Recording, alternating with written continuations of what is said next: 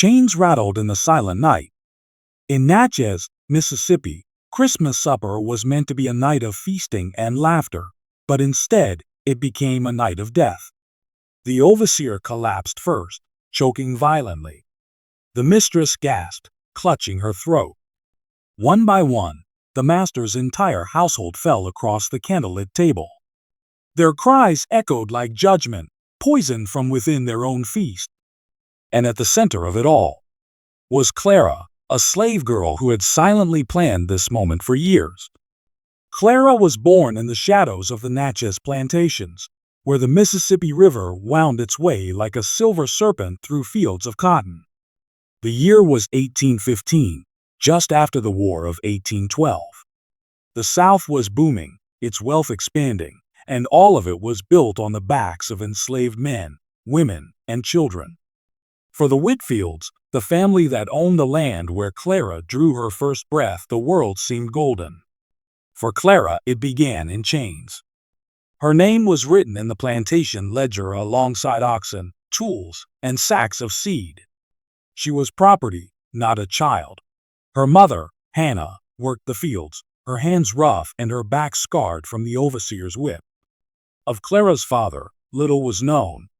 Some whispered it was another slave, others that it was the master himself, Judge Whitfield, who often roamed the slave quarters under the cover of night. Whatever the truth, Clara carried it in her blood, unspoken but never forgotten. Unlike many children of the fields, Clara was brought into the big house while still young. The mistress, Margaret Whitfield, decided she could be trained as a house servant. From that moment on, Clara's life was one of silence, obedience, and constant scrutiny. She polished silver until it gleamed like mirrors, laid out linens so smooth they seemed untouched by hands, and carried trays so heavy her arms ached. Every mistake earned her a slap, a scolding, or worse, a punishment handed down from the mistress herself, who believed discipline was a mark of refinement. The Whitfield home towered above the surrounding land. Its white columns rose against the sky like sentinels of pride, but Clara knew the truth. Those columns hid the suffering of hundreds of enslaved lives. By day, the house was filled with laughter, clinking glasses, and guests from neighboring plantations. By night, it carried the creaks of footsteps, the mutter of drunken arguments, and sometimes the sharp cries of slaves being punished outside. Clara's role was unique. As a house slave, she lived closer to the Whitfields than the field hands. She heard their conversations, saw their indulgences, and knew their secrets. She was invisible to them, there, yet unacknowledged. They trusted her in the way one trusts a chair, useful, reliable, without thought. But Clara was no chair. She was watching, listening, remembering. She remembered every insult and every cruelty. She remembered the time her mother collapsed in the cotton fields, too weak to rise, and the overseer, Mr. Collins, whipped her until the earth turned red.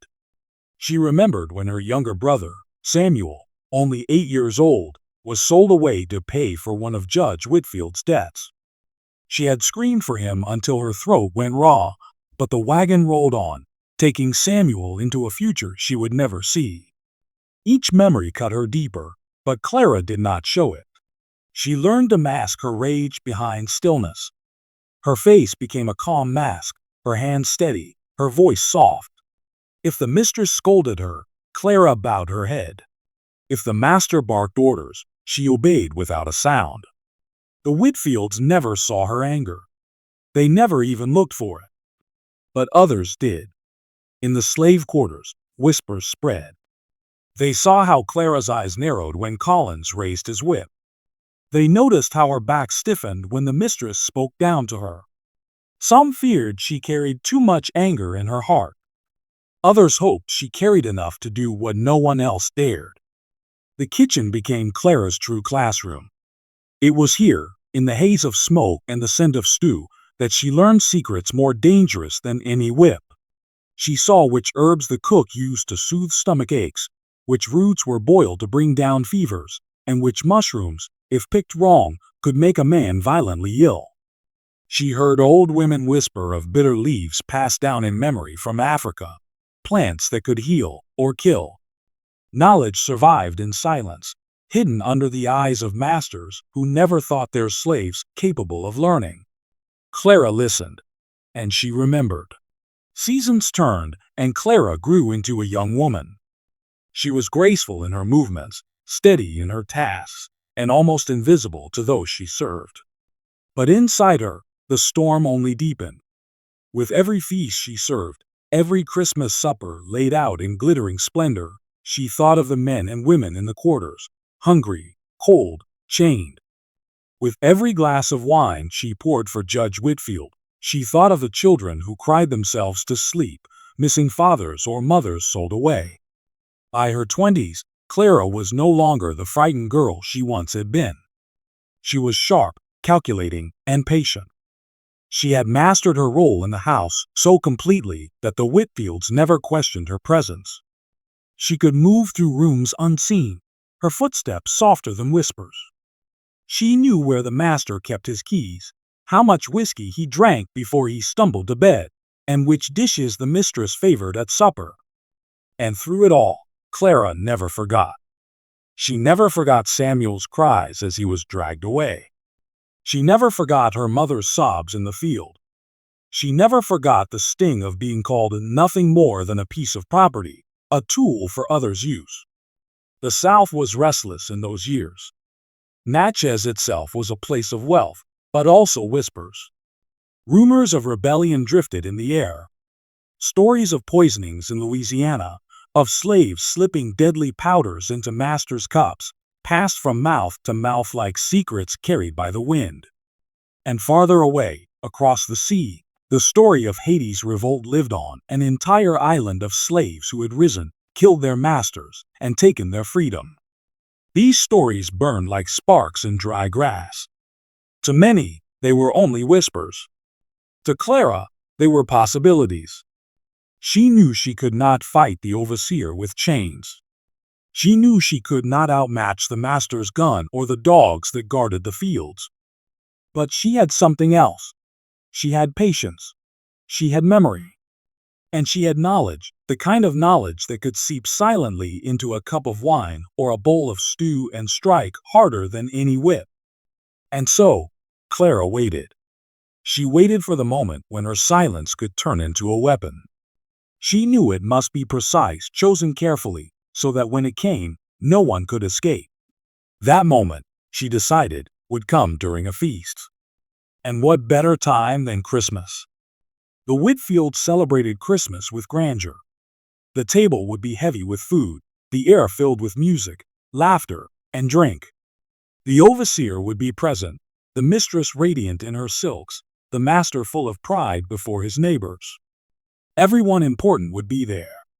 Everyone who had ever caused Clara pain would sit together in one room, raising glasses in joy. Clara watched and prepared. Each year, she studied the supper. Each year, she carried the dishes and learned the patterns. Each year, she felt the plan grow clearer in her mind. Until, at last, she knew. One Christmas night, the feast would not end with laughter. It would end with silence, broken only by the sound of bodies falling, poisoned by the very hands they never thought could harm them. Clara had been born in chains. But her memory, her patience, and her knowledge were sharper than iron. And when the time came, those very chains would become her weapon. The Whitfield plantation in Natchez appeared to thrive in prosperity, but for those enslaved beneath its shadow, it was a crucible of cruelty. Clara, though trapped within the walls of the big house, bore witness to the dark heart of the Whitfield family and the overseer who ruled with iron and blood. The overseer, Mr. Collins, was a man whose presence alone brought dread. He was tall, with broad shoulders and eyes as cold as steel. His whip was an extension of his arm, and he wielded it without hesitation. In the fields, his voice cracked like thunder, commanding slaves to work faster, harder, longer. Those who faltered were dragged forward and lashed until their screams silenced the others. Collins was feared, but more than that, he was hated. Clara had seen his cruelty firsthand. She remembered one morning when a young boy, barely 12, stumbled carrying a sack of cotton too heavy for his small frame. Collins struck him across the back, not once, but again and again, until the boy collapsed. When the child's mother ran to shield him, Collins whipped her too, his face twisting with something almost like joy. The boy was taken away, never seen again. Rumor whispered he had been buried alive in the swamp as punishment, though no one dared speak too loudly. The master, Judge Whitfield, was no less cruel, though his violence was cloaked in dignity. A wealthy planter and respected figure in Natchez, he walked with the pride of a man who believed himself ordained by God to rule over others. At church on Sundays, he sat tall in the front pew, nodding solemnly as the minister preached obedience. Yet at home, his hand struck just as hard as the whip. He drank heavily, especially during the Christmas and New Year feasts, and when whiskey burned in his veins, his temper turned savage. Clara had once made the mistake of spilling wine on the judge's coat. His response was swift, a backhand across her face that sent her sprawling, her lips split open, blood dripping onto the polished floor. Margaret, the mistress, only laughed softly and said, "She'll learn. That scar, inside and out, never healed." Margaret Whitfield, the mistress of the house, had a cruelty all her own. Her violence was not of the whip or fist, but of the tongue. She wielded words like daggers, cutting into the spirits of those who served her. To her, slaves were not human beings, but objects, things to be corrected, reshaped, or discarded. She scolded Clara endlessly, for the slightest wrinkle in linens, for food not hot enough, for walking too slowly or too quickly. At times she forced Clara to kneel for hours on the hard floor as punishment, all while sipping tea and humming hymns. But Margaret's malice went deeper still. Clara knew that when neighbors visited, the mistress spoke of her slaves as though they were animals. She would laugh at their pain, speak proudly of breaking them into obedience, and boast of selling children away without remorse. For Clara, every word cut deeper than any whip. Christmas, ironically, was when cruelty often sharpened. While the Whitfields celebrated with music, dance, and feasts, the slaves endured harder labor. Decorations had to be hung, fires kept roaring, tables groaning with food.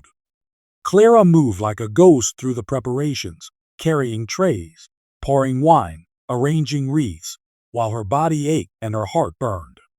The contradictions of Christmas on the plantation gnawed at her. The Whitfields celebrated the birth of Christ, a season of joy and goodwill, while outside, men and women froze in ragged clothes, chained to labor even on holy days. The overseer prowled like a hound, ensuring no one dared to rest. The mistress demanded perfection, her voice echoing through the halls. And Judge Whitfield, drunk and boastful, offered toast to wealth built on blood. Clara absorbed it all in silence. But the silence was no longer empty. It was heavy, like a storm pressing against the earth. Every lash she saw fall, every insult she endured, every tear she witnessed from the quarters filled her with an anger that grew sharper with time. The cruelty turned personal one winter night, just weeks before the fateful Christmas. Clara's mother, Hannah, had grown frail with age. Her back stooped, her hands trembling, yet she still worked the fields. When she could no longer keep pace, Collins dragged her before the others and whipped her until her knees buckled. Clara, carrying a tray of food toward the dining hall, saw it through the window. She froze, her hands shaking, rage pounding in her chest as her mother's cries tore through the night. But Clara could do nothing. To act then would mean certain death. She bowed her head, carried the tray inside, and served the mistress her wine. But inside, she made a promise. There would be justice. The cruelty Clara endured was not just physical, but psychological. Each Christmas feast became a twisted spectacle of wealth and hypocrisy. She saw tables laden with roasted meats, candied fruits, steaming bread, and fine wine, while in the quarters, her people gnawed on scraps, shivering in the cold. She saw the overseer seated at the table with the family, as though cruelty itself had been honored as a guest. She heard the mistress laugh as her friends complimented the feast, never once acknowledging the labor of the slaves who made it possible. And Clara, always at the table, always nearby, was forced to serve. She was forced to pour wine for the very man who had sold her brother, forced to carve meat for the mistress who mocked her, forced to hand bread to the overseer who had whipped her mother until she bled. Each act, each night, each Christmas supper drove the blade of anger deeper into her soul. And yet, no one noticed her rage. They believed her silence meant obedience. They mistook her bowed head for submission. They never saw the storm gathering inside her, never realized that each glass of wine she poured could one day hold more than drink. What Clara endured was unbearable. But she endured it because she knew something they did not. She knew that silence, patience, and knowledge could be turned into a weapon. She knew she could bide her time. And she knew that the day would come when the master, the mistress, and the overseer would all sit together at one table. And she would finally decide what was poured into their cups. But how would she strike? And when? That answer was closer than they could ever imagine. The December air was sharp in Natchez. Frost clung to the edges of the cotton fields, the bare branches creaked in the cold wind, and smoke rose in steady plumes from the chimneys of the Whitfield house. Christmas was approaching, a season the family considered sacred, a time of feasts, music, and endless indulgence. For the slaves, it was only more work, more pain, more exhaustion. But for Clara, this Christmas would be different. She had waited for years, gathering memories like weapons, learning the secrets of roots and herbs in the shadows of the kitchen. Now the plan in her mind was no longer just a thought. It had a shape, a time, and a place. The supper table. Clara chose her moment carefully. Christmas night was when the Whitfields and their overseer would gather with the greatest pride. The table would be heavy with food, the candles glowing, the laughter loud. And in that noise, in that arrogance, Clara could strike. She began her preparations silently, as she had lived her entire life. No one suspected her. To the mistress, she was still the obedient servant. To the overseer, she was invisible. To the master, she was simply a possession. That blindness was her weapon. In the weeks leading up to Christmas, Clara tested her knowledge in secret. She collected roots from the woods, dried herbs in small cloth bundles, and watched the effects carefully. She fed bitter tea to stray dogs near the quarters. Some staggered and fell. Others convulsed until their bodies grew still. She watched with calm precision, not with cruelty, but with calculation. She had to be certain. She could not afford mistakes. Her hands never shook. She carried herself with the same calm that had shielded her for years. But inside, her heart pounded with a mix of fear and determination. She knew what she planned was not just dangerous, it was deadly. If she were caught, there would be no trial, no mercy. She would be hanged without question, perhaps tortured first, made an example for every slave in Natchez. But Clara's rage had grown larger than her fear.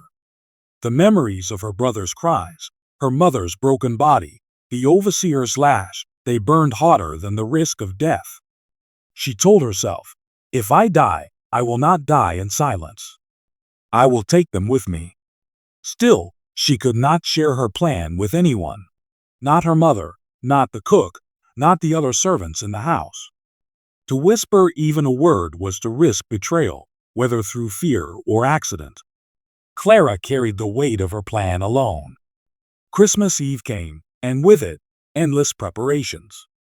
Clara polished silver until her reflection shone back at her. She arranged garlands of holly along the dining room walls. She set the table with plates imported from Europe, each one gleaming under the candlelight. Every detail was perfection, the kind of perfection Margaret Whitfield demanded. But when Clara looked at the long table, she no longer saw it as a place of honor. She saw it as a battlefield. Each plate was a target, each glass a weapon, and she was the one who would decide how the night ended. The overseer was already restless that night. Collins barked orders at the slaves in the yard, ensuring the fires were stoked and the grounds ready for guests. Clara watched him from the window, his silhouette cutting across the torchlight. How many lives had he broken? How many backs had he scarred? She imagined his voice choking into silence, his whip falling uselessly from his hand. The thought steadied her. Judge Whitfield spent the day drinking, his booming voice echoing through the halls. He spoke of guests who would join them, of the fine wine he would serve, of the reputation of the Whitfield family. To him, Christmas was a chance to display his wealth, his power, his control. Clara moved quietly behind him, laying out his coat, pouring his drink, all the while imagining that same voice silenced forever. Margaret Whitfield, draped in silk, rehearsed her role as hostess. She criticized the arrangements, snapped at Clara for every imagined fault, and fretted over appearances. She did not notice Clara's stillness, her steady gaze. To Margaret, Clara was nothing more than an extension of the furniture. But Clara knew better.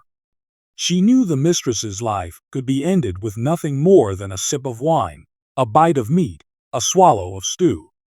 On Christmas morning, the slaves in the quarters whispered about the day ahead. Some hoped for a small reprieve, a moment to sing in the night, a chance to feel joy. Clara listened but said nothing.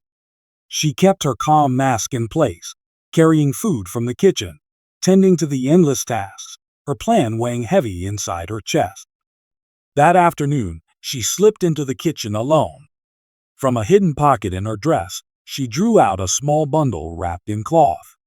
Inside lay the fruits of her secret labor, crushed roots, dried herbs, powders she had ground with a stone. Bitter, deadly, silent.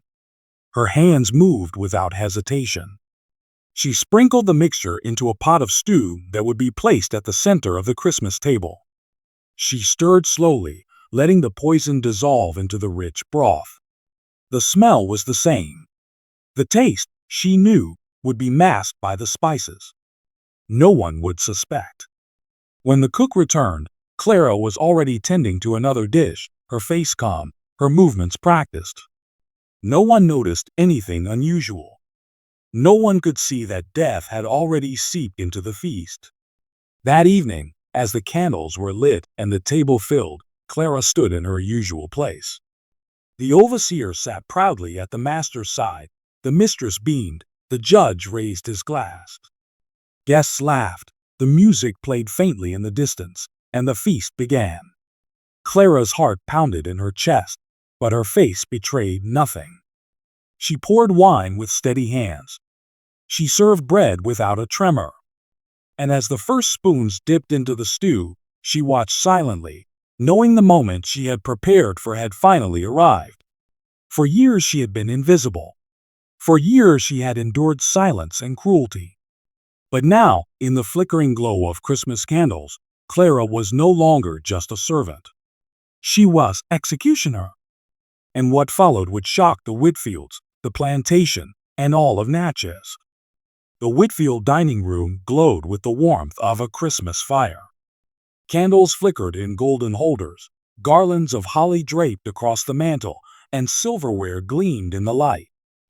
The long table was heavy with roasted meats, steaming vegetables, candied fruits, and pies fresh from the oven. At its center sat the great pot of stew, rich and fragrant, its steam curling like invisible fingers through the air. Judge Whitfield presided at the head of the table, a goblet of wine already in his hand.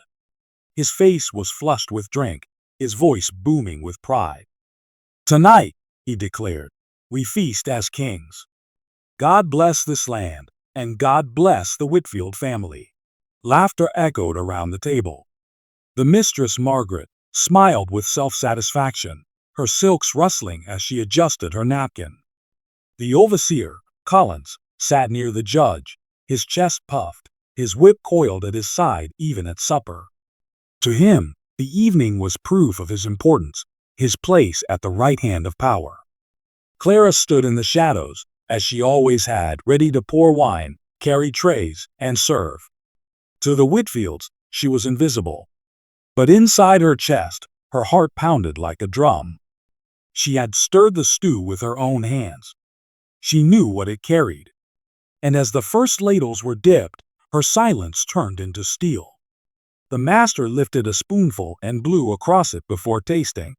He nodded approvingly. "Perfect," he said. Margaret followed, delicately sipping with the grace of a lady. Collins shoveled a mouthful, chewing loudly, smirking as though he were entitled to every luxury. Guests laughed, drank, and ate freely. Clara's hands remained steady. She refilled glasses, adjusted plates, moved like the servant they believed she was. But her eyes never left the table. Every bite taken, every swallow made her pulse quicken. Minutes passed. The room swelled with cheer, voices rising as the wine flowed. The judge boasted of his cotton harvests. Margaret boasted of her fine house. Collins chuckled at cruel jokes about slaves.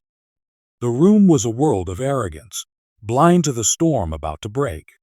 Then it began. Collins was the first. His hand froze on his spoon, his face contorted. He coughed once, then again, harder. The sound cut through the laughter. He clutched his throat, his eyes bulging, his breath ragged. A goblet slipped from his fingers, spilling red wine across the tablecloth. The judge laughed at first, thinking it a jest. "Easy there, Collins, you've had too much wine." But his laughter died when the overseer's cough turned into violent choking. Collins rose, staggering, knocking over a chair. His whip tumbled to the floor. He clutched his stomach, gasping, his face purple with strain. Then he collapsed, writhing, a guttural cry tearing from his throat. Panic swept the table. The mistress shrieked, dropping her spoon. Guests scrambled, confusion flashing across their faces. Then Margaret gasped, her own hand flying to her mouth. She gagged, her eyes wide with horror. She stood, trembling, knocking her chair backward. Something is wrong," she cried before retching violently into her silk handkerchief. Judge Whitfield slammed his fist on the table, rage and fear mixing in his eyes. "What is this?" he thundered, rising unsteadily. But before he could demand an answer, his face twisted with pain. He staggered, one hand clutching his chest, the other gripping the edge of the table. Plates crashed to the floor, stew spilling across the polished wood. The room descended into chaos. Guests screamed, some falling to the ground, some clutching their stomachs, some clawing at their throats as if trying to rip the poison free. The sounds were unbearable: gagging, retching, the scrape of chairs, the shattering of glass. The music from the distant parlor faltered, then stopped altogether. Clara stood still amid the storm. Her hands were folded in front of her, her face calm, her eyes unblinking. For the first time in her life, she did not feel invisible. She felt present. She felt powerful. Collins convulsed on the ground, his whip lying useless beside him. Margaret collapsed onto the table, her silk stained with wine and vomit, her face pale and twisted. The judge fell to his knees, cursing, choking, his eyes burning with confusion and fury. What have you done?" he croaked, staring wildly at Clara as though, at last, he saw her not as property, but as executioner. But Clara did not answer. She did not need to. The candles flickered, their flames reflected in her eyes as the Whitfield family, the masters who had beaten, sold, and tormented her, fell before her. Their chains, their whips, their laughter, all silenced by a simple meal, prepared by hands they never imagined could harm them. The supper had turned to slaughter. Outside, the slaves in the quarters could hear the commotion. They heard the screams, the crashes, the chaos spilling from the big house. Some froze in terror, certain that punishment was about to descend on them. Others whispered prayers, sensing that something extraordinary was happening. Inside, Clara did not move to help, did not run, did not cry out. She simply watched. For years she had been forced to witness cruelty, powerless to stop it. Now the tables had turned. Now they were the ones gasping for breath, writhing on the floor, begging for mercy that would not come. The judge collapsed at last, his body striking the floor with a heavy thud. Margaret slumped lifeless across the table, her pearls scattering like beads of broken pride. Collins lay twisted, his face frozen in agony. Around them, the guests moaned and cried, their feasting cut short, their joy transformed into terror. The great Christmas supper, the pride of the Whitfield plantation, was over. Clara stepped back, her chest rising and falling with deep, steady breaths. Her hands no longer trembled. The chains that had bound her all her life seemed to fall away in that moment. She had struck not with a whip, not with fire, not with open rebellion, but with silence, patience, and knowledge. The feast had become a grave. In the stillness that followed, Clara turned from the table. Behind her, the fire crackled, the candles burned low, and the poisoned bodies of her oppressors lay sprawled across the room. She did not look back. Because Clara knew, the world outside that room would soon come alive with questions, with fear, with vengeance. But for this moment, this single, unshakable moment, she was free. And what she did next would decide whether her name was remembered as a slave who perished, or as the woman who brought an entire household to its knees on Christmas night. The dining hall, once filled with laughter and clinking glasses, was silent now. Only the faint crackle of the fire and the occasional groan from a dying guest broke the stillness. Clara stood in that silence, her breath steady, her gaze unwavering. Around her, the masters who had ruled her life lay motionless, burned not by flame, but consumed from within by the poison they never saw coming. But freedom, Clara knew, was never simple. The household slaves had crept toward the big house, drawn by the chaos they had heard. Their eyes widened when they saw the fallen bodies, the overturned table, the broken goblets stained with wine and bile. Some gasped in terror, crossing themselves in prayer. Others felt a surge of something they had never dared to feel before, hope. Clara met their eyes but said nothing. She knew that words spoken in this moment could be dangerous. For if suspicion fell, it would not fall lightly. The law of the South was merciless. A slave accused of murder, let alone the murder of an entire household, was destined for the gallows, or worse. But Clara had made her choice the moment she stirred the stew. By morning, the news spread like wildfire through Natchez. The Whitfield household, Judge Whitfield, his wife Margaret, Overseer Collins, and their guests, were dead or dying after a Christmas feast gone wrong. Neighbors whispered of sickness, of spoiled meat, of God's punishment. Some suspected poison. And suspicion, inevitably, turned toward the enslaved who had prepared the meal. The town's lawmen descended on the plantation. They stormed into the quarters, demanding answers. Whips cracked against backs, chains rattled as men and women were dragged and questioned. The fear was unbearable. To the white authorities, the slaves were not witnesses, they were guilty until proven otherwise. Clara, calm even under their gaze, said little. She played the part of the silent servant. She wept when they accused her, though no tears fell.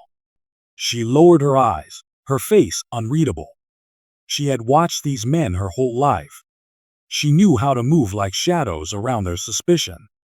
And though whispers stirred among the quarters that Clara had done this thing, no one betrayed her. For the others, though, punishment still fell. 3 men were beaten until their backs bled. 2 women were dragged away in chains, accused of conspiring. A boy of 15 was hanged from a tree at the edge of the cotton field as a warning. The overseer of another plantation stood beneath him and declared to the gathered slaves, "This is what awaits anyone who dares raise a hand against their master." Clara watched, her stomach heavy with guilt and rage. She had wanted justice for herself, for her family, for every lash and every chain. But she had not wished this, innocence suffering for her silent vengeance. Yet in the world of slavery, guilt was collective. One's rebellion could mean another's death. And still, Clara did not speak. She would not confess. The Whitfield plantation never recovered. With the master dead, the mistress buried, and no heir to claim the estate, the fields lay untended. Dead consumed the family's fortune. Neighbors scavenged what was left, buying land and stock for cheap. The great house, once a symbol of pride, stood quiet, its windows shuttered, its halls haunted by the memory of the poisoned feast. But Clara? Some say she escaped in the confusion that followed, vanishing into the dark woods, guided by whispers of the Underground Railroad. That she crossed rivers, hid in swamps, and found her way north to freedom, her name changed, her story buried beneath silence. Others say she was caught, tried in secret, and hanged at dawn. That her body was left to swing as a warning, buried in an unmarked grave, her name cursed by the very town that had once feared her. And still, there are those who say Clara remained on the plantation, silent as ever, blending into the shadows, never confessing, never accused, living her life with the quiet knowledge of what she had done, that for one night she had turned the world upside down.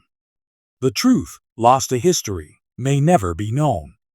But the story endured. Among the enslaved of Natchez, Clara became more than a woman. She became a whisper in the night, a ghost in the kitchen, a symbol of vengeance and possibility. They spoke of her around campfires, in hushed tones during prayer meetings, in songs that seemed ordinary but carried hidden meanings. Clara was proof that even in chains, a slave could strike. Even in silence, revenge could be taken. And to the masters, her story was a nightmare. A reminder that trust was fragile, that the hands which served them their food could also serve them death, that the smiles of obedience might hide a storm. Years later, when emancipation finally came, the name of Clara of Natchez still lingered. Some freedmen swore their grandmothers had known her, had watched her stir pots with calm eyes, had seen her walk away from the great house on that fateful night. Others swore she was a myth, a story created to give slaves courage, to remind them that no master was invincible. But myth or memory, one thing remained true. Clara's act changed the story of the Whitfield plantation forever. And in the silence of history, her shadow still lingers. Because sometimes rebellion is not fire or blood on the whip. Sometimes it is a spoon in a pot, a silent hand, and a feast turned into a graveyard. On that Christmas night in Natchez, the masters feasted, laughed, and drank in their pride. But when morning came, it was Clara's name, whether whispered in fear or in reverence, that remained. And perhaps that is her greatest revenge.